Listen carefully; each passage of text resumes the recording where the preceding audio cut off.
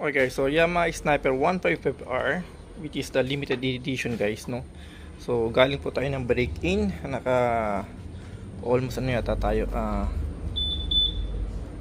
tag dito, yung naka 200